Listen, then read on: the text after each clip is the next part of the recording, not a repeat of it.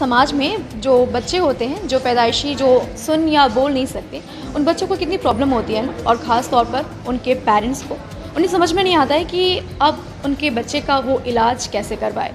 और बहुत ही ज़्यादा उन्हें प्रॉब्लम होती है बाकी बच्चों के साथ उनको रखने में। उन्हें क्योंकि जो उनके बच्चे होते हैं जो सुन या बोल नहीं सकते, उन्हें बहुत प्रॉब्लम होती है बाकी बच्चों की तरह सुनने या बोलने या उन्हें जो बोल रहे हैं उन्हें समझने में। और जब बच्चे बड़े होते हैं स्कूल में जाते हैं तो नॉर्मल बच्चों की तरह वो बोल या सुन नहीं सकते।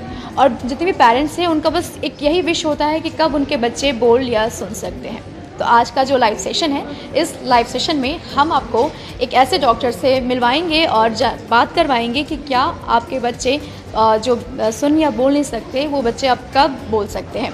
तो अभी फ़िलहाल हम मौजूद है बालाजी हेल्थ केयर में और यहाँ पे हमारे साथ एक डॉक्टर मौजूद है, डॉक्टर रोहित उदय प्रसाद, जो कि ENT and cochlear implant surgeon है। उनसे बातचीत करेंगे। और मैं बता दूं कि ये जो डॉक्टर है डॉक्टर रोहित उदय प्रसाद, ये एस्टर RV हॉस्पिटल बेंगलुरु के डॉक्टर हैं और अभी फ़िलहाल बालाजी हेल्थ केयर में मौजूद है।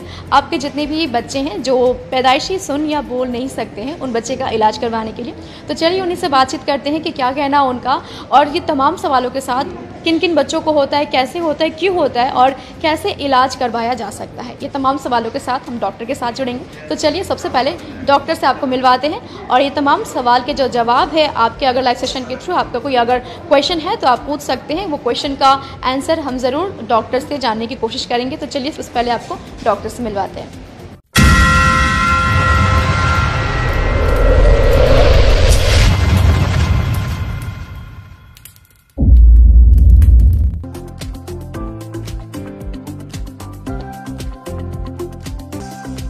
तो इस वक्त हमारे साथ मौजूद है डॉक्टर रोहित उदय प्रसाद, जो कि ENT and cochlear implant surgeon है एस्टर RV हॉस्पिटल बेंगलुरु से। तो चलिए उन्हीं से बातचीत करते हैं कि क्या जो पैदाइशी जो बच्चे होते हैं जो सुन या बोल नहीं सकते, क्या उनका इलाज संभव है और कैसे होगा। ये तमाम सवालों के साथ हम डॉक्टर के साथ जुड़ेंगे। तो चलिए उन्हीं से बातचीत करते हैं। बहुत बहुत स्वागत है सर आपका। तो सबसे पहले मेरा एक सवाल है कि कॉक्लियर इम्प्लांट होता क्या है, हमारे दर्शकों को। देखिए, कॉक्लियर इम्प्लांट एक डिवाइस होता है जो इसको बोलते हैं बायोनिक डिवाइस होता है, जो एक ही डिवाइस जो दुनिया में है जो हम ह्यूमन बीइंग्स में डाल सकते हैं, जिससे एक ताकत जो होती है, जो सुनने की ताकत होती है, जो नॉर्मल हो सकता है। क्योंकि जो हमारी जो अंदरूनी कान है वो फंक्शन नहीं करता है, उसका फंक्शन रिप्लेस करने के लिए, उसका काम कराने के लिए ये एक इम्प्लांट डिवाइस होता है। उसको हम कान में फिक्स करते हैं ऑपरेशन के माध्यम से। इसके दो हिस्से होते हैं, एक ऑपरेशन करके अंदर डालने का जिसको हम कॉक्लियर इम्प्लांट डिवाइस बोलते हैं, और एक हिस्सा होता है जो हम बोलते हैं साउंड प्रोसेसर, जो उसके बाहर जुड़ जाता है, जो चमड़ी के ऊपर लग जाता है, मैग्नेट के माध्यम से कनेक्ट होता है, जो अंदर वाली डिवाइस को आवाज़ पहुंचाती है। ये वाली डिवाइस क्या करती है, आवाज़ को बिजली में तब्दील करके नस के माध्यम से दिमाग को पहुंचाती है, तब दिमाग सुन सकता है। तो सर बहुत सारे लोगों को नहीं पता कि कॉन्जेनिटल डेफनेस क्या है, तो कॉन्जेनिटल डेफनेस का मतलब है जो पैदाइशी सुन नहीं सकते हैं, अलग अलग तरीके से होता है, जिसको हम बोलते हैं थोड़ी कमज़ोर, आधा से ऊपर नहीं सुन सकते हैं या पूरी नहीं सुन सकते हैं, जिसको हम बोलते हैं mild hearing loss, moderate hearing loss, severe hearing loss and profound hearing loss. ठीक है, तो बच्चे जो पैदा होते हैं बिना सुनने की ताकत, वो उनके दिमाग में आवाज़ नहीं पहुंचती है। तो इन बच्चों में सुनने की ताकत ना होने से बच्चों में भाषा नहीं बनती है, बोलने की भाषा। पहले सुनने की भाषा नहीं बनती है और समझ नहीं सकते हैं और इसलिए बोल नहीं सकते। तो इसलिए ऐसे बच्चे आगे चल के बोल भी नहीं सकते हैं। ये कंजेनिटल डेफनेस जो होती है, ये हम बहुत जल्दी पकड़ सकते हैं और इसका इलाज भी हो सकता है। तो सर कौन सी उम्र में बच्चों को पहचाना जाए कि वो बोल या सुन नहीं सकते? तो जब बच्चा हॉस्पिटल में पैदा होता है, ठीक है, जैसे नॉर्मल डिलीवरी से पैदा होता है या सिजेरियन सर्जरी से भी पैदा होता है। जब बच्चा पैदा होता है उसी दिन पहले 24 घंटे में ही हम पता कर सकते हैं कि बच्चा सुन सकता है या नहीं सुन सकता है। एक छोटी सी टेस्ट होती है जो ऑडियोलॉजिस्ट करते हैं, या हम एक ट्रेन नर्स को भी करवा सकते हैं जो हॉस्पिटल के ICU में होते हैं और या जो बच्चों के वार्ड में होते हैं, उनको ट्रेन किया जा सकता है। वो टेस्ट को हम बोलते हैं otoacoustic emission test, OAE test. एक छोटी सी डिवाइस होती है जो बच्चों के कानों में लगाया जाता है और 2-3 मिनट में रिजल्ट आ जाती है और उसमें पता चलता है कि बच्चों को सुनता है या नहीं सुनता है। जिन बच्चों को जैसे मान के चलिए हम टेस्ट करते हैं, इसको हम बोलते हैं यूनिवर्सल न्यूबॉर्न हियरिंग स्क्रीनिंग, जो पहले दिन में टेस्टिंग करते हैं। बहुत सारे टेस्ट में नॉर्मल आ जाते हैं। कुछ हाई रिस्क केसेस होते हैं प्रेगनेंसीज़ के, जिसमें हम पकड़ सकते हैं कि बच्चा नहीं सुन सकता है। इनको आगे चल के हम पता और इन्वेस्टिगेट करके पता कर सकते हैं कि कितना लेवल पे सुनता है, कितना नहीं सुन सकता है, और आगे चल के क्या इलाज किया जा सकता है। ओके, तो सर हमें तो पता चल गया कि कौन से उम्र में बच्चे नहीं सुन सकते, लेकिन क्यों बच्चे नहीं सुन सकते? अच्छा, कारण क्या है? तो अनेक कारण हो सकते हैं। जी। कुछ कारण होते हैं जेनेटिक कॉज, कुछ कारण होते हैं इन्फेक्शन की वजह से, कुछ कारण होते हैं जब बच्चा पैदा होने के बाद ऑक्सीजन की कमी दिमाग को जाने से, कमज़ोरी होने से होता है। कुछ बच्चे पैदा होने के बाद ज़्यादा जॉन्डिस होता है, ठीक है, उससे भी इनको सुनाई में कमज़ोरी होती है। कुछ बच्चों की बनावट, जो अंदरूनी कान की बनावट, जो डेवलपमेंट होता है, जो पहले 3 महीने के जो माँ के पेट में होते हैं, उस टाइम वायरल इन्फेक्शंस होने से कभी कभार डेवलपमेंट रुक जाता है बच्चों का। वो अबनॉर्मल डेवलपमेंट या बनावटी में खराबी होने से बच्चों को सुनता नहीं है। तो हम इस चीज़ को पकड़ सकते हैं और पता भी कर सकते हैं कि क्या हुआ है, कब क्या हुआ है। कुछ डेफनेस के कारण होते हैं जिसको हम बोलते हैं नॉन सिंड्रोमिक डेफनेस, जिसमें स्पेसिफिक जेनेटिक म्यूटेशन होता है। खासतौर एक जीन होते हैं जो कनेक्सिन जीन 26 होता है। खासतौर बहुत सारे बच्चों में ये इसमें भी प्रॉब्लम होती है, जिससे सुनते नहीं हैं। और एक कारण होता है जैसे कि परिवार के अंदर ही शादी होना, ठीक है, तो रिश्तेदार है, उनके अंदर ही शादी हो गया। बहुत सारे बच्चे पैदा होते हैं, पहला बच्चा नॉर्मल हो जाता है तो और एक बच्चा कर लेते हैं। इन बच्चों में परेशानी आना स्टार्ट होता है, उनको पता नहीं होता है, आइडेंटिफाई नहीं करते हैं। जो घर के अंदर, परिवार के अंदर शादी करते हैं, जैसे कजिन्स शादी करते हैं, इनके बच्चों में भी प्रॉब्लम हो सकता है, ठीक है।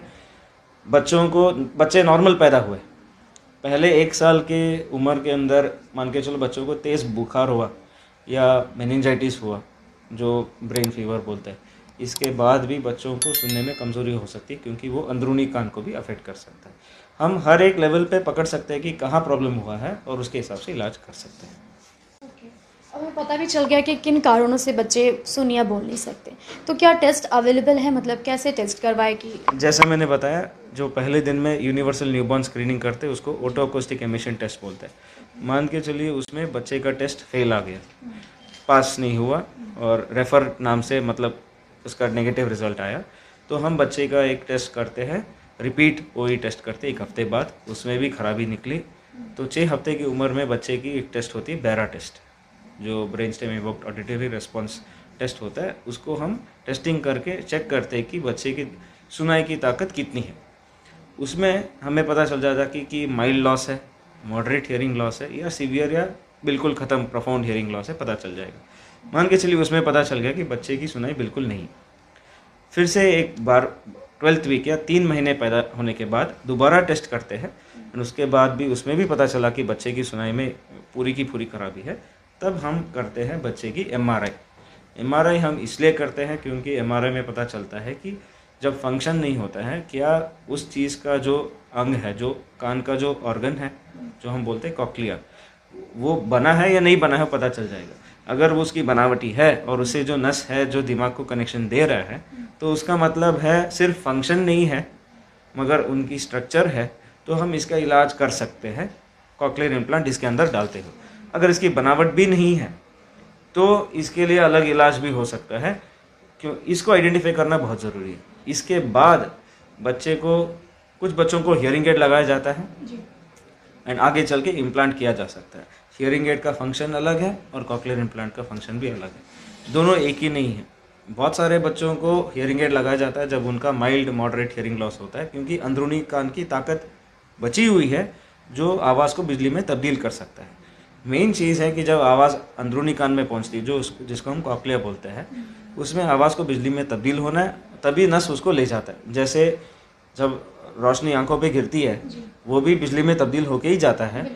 जब कोई हमें टच करता है हाथ पे या कुछ महसूस होती है, हॉट टेम्परेचर, कोल्ड टेम्परेचर, वो भी बिजली के सिग्नल से ही जाता है दिमाग को, क्योंकि सब चीज़ दिमाग ही महसूस करता है। दिमाग देखता है, दिमाग सुनता है, दिमाग को हॉट कोल्ड टेम्परेचर महसूस होता है, सब चीज़ दिमाग करता है। ये सारे सिग्नल्स मिलता है बिजली के माध्यम से, नसों के माध्यम से। जब अंदरूनी कान ये काम नहीं करता है, तब हम इसका कॉक्लियर इम्प्लांट से इलाज करना पड़ता है। हियरिंग एड हम बिल्कुल ख़त्म वाली कान जिसको प्रोफाउंड हियरिंग लॉस बोलते हैं उसमें नहीं लगा सकते हैं। हम हियरिंग एड लगा सकते हैं जब बच्चे की सुनाई की ताकत पड़ी है, जैसे मॉडरेट सीवियर हियरिंग लॉस थोड़ी बची है, तब हम इनका इलाज कर सकते हैं। बहुत सारे बच्चों को हियरिंग एड लगाया जाता है और बोला जाता है कि बच्चा सुन लेगा, जिनका पूरी ताकत नहीं है। उसमें बच्चों को टाइम वेस्ट हो जाता है और सही टाइम पे इलाज नहीं होता है। तो ये चीज़ आइडेंटिफाई करना, सही टाइम पे आइडेंटिफाई करना बहुत ज़रूरी है। ओके, तो एक सवाल था मेरा कि बहुत से लोग ऐसे हैं जो डॉक्टर के पास ना जाके कोई बाबा के पास चले जाते हैं, उनको लगता है कि बाबा ठीक कर देंगे, तो उनके बारे में थोड़ा कुछ बताएं। ठीक है, देखिए बहुत सारे बच्चों को या पेरेंट्स को मिसगाइड किया जाता है कि कॉक्लियर इम्प्लांट सर्जरी नहीं करना है, ऑपरेशन नहीं करना है, बच्चे को कुछ दिक्कत हो जाएगा, बच्चे के ब्रेन को कुछ हो जाएगा, बहुत सारी चीज़ें होती हैं। और बहुत सारे पेरेंट्स भी डर जाते हैं क्योंकि जब हम बच्चों का इलाज करते हैं छोटे उम्र में, क्योंकि ऑपरेशन किया जा सकता है 9 महीने की उम्र से, 8 महीने 9 महीने की उम्र से किया जा सकता है सबसे अच्छे रिजल्ट पाने के लिए। बहुत सारे पेरेंट्स क्या करते हैं, अल्टरनेटिव ट्रीटमेंट ढूंढते हैं या सोचते हैं कि और टाइम वेट करके देखें या कोई दूसरा तरीका का इलाज करें। आगे चल के बच्चे बड़े भी हो जाते हैं और तब भी बोलते नहीं हैं, ठीक है, तब वो आते हैं कि अब इनका कुछ इलाज करा दीजिए। इसमें क्या हुआ है, जो ब्रेन की ताकत है जो अडेप्ट करने के लिए, उसकी ताकत कमज़ोर हो जाती है आगे चल के। तो जब हम 5 साल की उम्र या 6 साल 7 साल की उम्र के बाद भी हम ऑपरेशन करना स्टार्ट करें इन बच्चों को, और तब तक कोई हियरिंग एड भी नहीं पहना है, तब ब्रेन पहचानेगा नहीं कि एक रास्ता है कान से जिससे सिग्नल आती है। तो जब ब्रेन इस रास्ते को भूल जाता है, जब इम्प्लांट भी करोगे तो ब्रेन उसको समझ भी नहीं पाएगा। पहला चीज़ जो आपको जानना ज़रूरी है कि आवाज़ ब्रेन को पहुंचना है, ब्रेन को आवाज़ को समझना है, वो समझने के बाद उस आवाज़ को दिमाग में बिठाना है एक मेमोरी जैसा। उसके बाद जब दोबारा वो आवाज़ आती रहती है, बच्चे को याद आएगा कि ये क्या चीज़ है, तब उसका एक लैंग्वेज बैंक, जो भाषा की जो बैंक बनती है दिमाग में, आवाज़ों की बैंक, वो बैठ जाती है। तब वो आगे सिग्नल देगी बोलने वाली सेंटर को दिमाग में, तब आवाज़ निकलेगी। सो जितना देर आप टाइम वेस्ट करोगे उतना देर बच्चे के रिजल्ट में आएगी और उतना कम रिजल्ट आएगा। जितनी जल्दी हो सकती है उसका इलाज करना ज़रूरी है, ठीक है। ये भी मैं बोलना चाहता हूँ पेरेंट्स को कि देखिए, जैसे नॉर्मल बच्चे पैदा होते हैं, बच्चा पैदा होने के बाद बच्चे का नाम रखते हैं, बच्चे को बुलाते हैं, बट बच्चे को कुछ पता नहीं होता है। 2 महीने की उम्र के आसपास लगातार बात करते हैं पेरेंट्स, घर वाले। 2 महीने के बाद जब कुछ आवाज़ आती है, बच्चा पलट के ढूंढता है, मगर उसको पता नहीं कि क्या है। तो इतना वक्त लग जाता है बच्चा को आवाज़ से पहचान करने के लिए। करीब 4-5 महीने के आसपास जब बच्चा मम्मी या पापा या घर वालों की आवाज़ के अलावा कुछ नया आवाज़ सुन लिया, बच्चा थोड़ा डर जाता है। तो इसमें बच्चा पहचान लिया कि आवाज़ रोज़ जो सुनता है वो कॉमन चीज़ है, बच्चा उसे आइडेंटिफाई करता है। करीब 9 महीने के आसपास लगातार बोलते बोलते वक्त बच्चे को जब हम दूसरे रूम से बुलाते हैं तो बच्चा पहचानता है कि उसके नाम को बुलाया है, कौन बुलाया है और किधर से बुलाया। बच्चा चलते चलते निकल जाता है।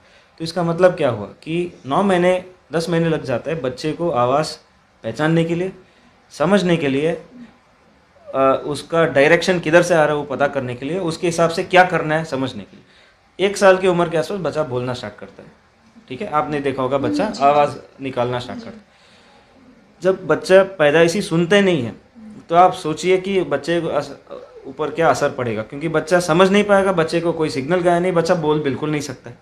तो ऐसे वाली स्थिति में अगर हम बच्चों की इलाज बहुत देर से करते हैं तो बच्चे का फ़ायदा भी नहीं होता, ठीक है। तो इसलिए हमें जब ऑपरेशन करते हैं, कॉक्लियर इम्प्लांट सर्जरी करते हैं, और ऑपरेशन के बाद जो 3 हफ्ते के बाद हम बाहर का मशीन लगाते हैं, वो बच्चे की पहले दिन की सुनाई होगी।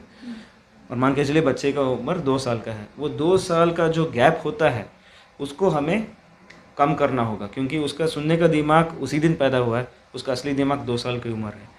तो जब बच्चे को 2 साल के तक लाना है तो उसके लिए थेरेपी होती है जो हम बोलते हैं ऑरल हैबिलिटेशन और स्पीच थेरेपी। तो ये बहुत ज़रूरी चीज़ होती है, क्योंकि सर्जरी तो 20% का काम होता है, 80% काम रहता है बच्चे को थेरेपी देने में, बच्चे को सिखाने के लिए, जो माँ बाप की बहुत ज़्यादा सबसे बड़ी जिम्मेदारी होती है कि ऑपरेशन करने के बाद ऐसा नहीं कि बच्चा बोल देगा, जैसे नॉर्मल बच्चे को सिखाते हैं, बच्चे को सिखाना होता है, मगर थोड़ा एक्स्ट्रा और मेहनत लगाना होता है। अगर माँ बाप को बहुत ज़्यादा मेहनत नहीं लगानी है तो जल्दी से जल्दी बच्चे के ऑपरेशन करनी ज़रूरी है, क्योंकि जितना बड़ा हो जाएगा उतना मेहनत लगेगा और रिजल्ट भी उतना नहीं आएगा। 5 साल की उम्र के अंदर आप करोगे, काफ़ी हद तक रिजल्ट्स बेहतर होगी और थेरेपी के बाद बच्चे एक दिशा में आ जाएगी, क्योंकि सारे माँ बाप चाहते हैं कि उनका जो बच्चा जो गूंगा बहरा पैदा हुआ था वो आखिरी में तो नॉर्मल स्कूल तो जाए, ये बहुत ज़रूरी है। तो स्टार्टिंग आपने कहा कि 9 महीने के बच्चे से शुरू कर सकते हैं ऑपरेशन, और 5 साल तक के बच्चे ये बेस्ट एज ग्रुप होता है। क्योंकि अगर हम जल्दी आइडेंटिफाई करें, बहुत लोग क्या करते हैं, आइडेंटिफाई कर नहीं पाते हैं। जब बच्चा 2 साल का होता है तब टेस्टिंग के लिए ले आते हैं, या 3 साल का होता है टेस्ट के लिए ले आता है, क्योंकि उनको कोई बोल दिया होगा कि और थोड़ा वेट करो, थोड़े वक्त के लिए और वेट कर लीजिए, बच्चा बोल देगा। पर उनको ये पता नहीं कि बोल नहीं रहा है क्योंकि बच्चा सुन नहीं रहा है। ठीक है, तो उस टाइम क्या करते हैं, जब हमें सुनाई जांच करते हैं और पता करते हैं कि बच्चा सुनता नहीं है, तब हमें और समय वेस्ट नहीं करनी होगी, क्योंकि काफ़ी समय तक ये रिजल्ट आने के बाद कुछ लोग बच्चे को हियरिंग एड देते हैं कि और कुछ समय हियरिंग एड पहन के देख लीजिए, उसके बाद डिसाइड करते हैं। बट ये समझने की ज़रूरी है कि ऑलरेडी 2-3 साल वेस्ट हो गया है और 6 महीने वेस्ट करेंगे हियरिंग एड के साथ, जो सिर्फ आवाज़ को ऊंचा कराती है, बिजली में तब्दील नहीं कर सकती है। और जो प्रॉब्लम कहाँ है, अंदरूनी कान में आवाज़ बिजली में तब्दील नहीं हो रहा है, जो असली सिग्नल बनाएगी दिमाग के लिए। जब उधर प्रॉब्लम होती है और हियरिंग एड लगाओगे तो उसका कोई फ़ायदा नहीं होता। इस समय में आप बिल्कुल समय ना वेस्ट करें और जल्द से जल्द ऑपरेशन के लिए तैयारी करें। बहुत सारे बच्चों को ऑपरेशन ज़रूरी है। बहुत सारे बच्चे एक ही समय एक टाइम पे एक साइड का ऑपरेशन किया जा सकता है। बेस्ट रिजल्ट होता है जब हम दोनों कान का ऑपरेशन करते हैं एक साथ या एक के बाद एक, उसके बाद एक कान का रिजल्ट आइडियल होता है। सारे बच्चों को दोनों साइड का करना ज़रूरी है ताकि दोनों कानों से सुने, ताकि दिमाग को अच्छे से सिग्नल चला जाए। एक करने के बाद भी बच्चा बोल सकता है, मगर उसका नहीं है कि दूसरा कान छोड़ दे, दोनों से सुनना ज़रूरी है। ओके, तो आपने एक कारण भी बता दिया किन किन उम्र के बच्चों को होता है, प्रॉब्लम होता है। तो इलाज क्या है, लाइक कि ट्रीटमेंट, अब ऑपरेशंस क्या सिलीगुड़ी में अवेलेबल है और बेस्ट कहाँ पे ट्रीटमेंट? देखिए, तो मैं एस्टर आरवी हॉस्पिटल बेंगलोर में काम करता हूँ। सारे ऑपरेशंस बेंगलोर में करते हैं। काफ़ी बच्चे इधर है सिलीगुड़ी में जिनका ऑपरेशन किया जाता है। उनको हर महीने मैं इधर बालाजी मेडिकल में आता हूँ और हर आखिरी गुरुवार या शुक्रवार के दिन में आते हैं और बच्चों को ट्रीटमेंट करने के लिए देखते हैं। जिन बच्चों को इलाज चाहिए वो इधर आ सकते हैं और इधर ओपीडी में 2 से 5 के बीच में दिखा सकते हैं, आखिरी गुरुवार या शुक्रवार हर महीने में। और जब हम इनका आइडेंटिफिकेशन कर सकते हैं, इनके ऑपरेशन के लिए हम तैयारी करके इनका इलाज किया जा सकता है। बेंगलोर में आके ऑपरेशन करा के वापस इधर सिलीगुड़ी में आगे इनकी थेरेपी, स्पीच थेरेपी सब चल सकती है। जो मिडिल क्लास फैमिली होते हैं वो इतना ज़्यादा अफोर्ड नहीं कर सकते, क्योंकि जो ऑपरेशन होता है ऑपरेशन में खर्चा बहुत होता है। तो एक बार कितना खर्चा होता है और क्या प्रोसेस? देखिए, अलग अलग तरीके के इम्प्लांट होता है, काफ़ी खर्चा हो सकता है क्योंकि इम्प्लांट का टेक्नोलॉजी इतना होता है। बहुत सारे फंडिंग भी मिल जाते हैं, काफ़ी सारे फैसिलिटीज़ भी होते हैं, जो गवर्नमेंट से मदद भी मिल जाती है, क्राउड फंडिंग भी हो जाता है। बहुत सारे बच्चों को इन चीज़ों से मदद भी मिल जाती है। तो ये जब मदद मिलती है तो पेरेंट्स को देरी नहीं करनी है और टाइम वेस्ट नहीं करना है, क्योंकि उनको सही डायरेक्शन में ले जाना है ताकि उनका इलाज किया जा सकता है। ओके, तो बेस्ट एज क्या है? जैसे मैंने बताया 9 महीने की उम्र। नहीं, तो मैं चाहता हूँ कि ये मैसेज सारे पेरेंट्स जिनके बच्चे बहरे होते हैं और बोल नहीं सकते हैं, उनके लिए मैसेज है कि इसके लिए इलाज है। अगर आप सही समय पर आ जाए और सही वक्त पे इलाज करें। इस ऑपरेशन से कोई डरने की बात नहीं है कि बच्चे बहुत छोटे ऑपरेशन करने से कुछ हो जाता है, ऐसे सारे चीज़ें डर होते हैं बच्चों पेरेंट्स को। इससे कोई घबराने वाली चीज़ नहीं है। तीसरा चीज़ आपको ये याद रख लीजिए कि हियरिंग एड और कॉक्लियर इम्प्लांट में बहुत फ़र्क है। हियरिंग एड सिर्फ आवाज़ को ऊंचा करा के जो कान को सपोर्ट करेगी, जिसमें ताकत है सुनने के लिए, मगर कॉक्लियर इम्प्लांट वो करेगा जो अंदरूनी कान नहीं कर पा रहा है, जो आवाज़ को दिमाग को पहुंचाने के लिए। जब परिस्थिति होती है कि सुन नहीं सकते हैं बिल्कुल, तब कॉक्लियर इम्प्लांट सर्जरी करना बहुत ज़रूरी है। सर, आप हर महीने बैठते हैं? हर महीने इधर आते हैं। टाइम बता दीजिए ताकि 2 से 5 के बीच में, महीने के आखिरी गुरुवार या शुक्रवार। ठीक है। अगर कोई कांटेक्ट करना चाहे आप तो हम ये बालाजी मेडिकल सेंटर में भी कर सकते हैं या हमारे हॉस्पिटल के नंबर में भी कर सकते हैं, जो लैंडलाइन नंबर है। दोनों में से कांटेक्ट करेंगे तो हम पहुंच सकते हैं।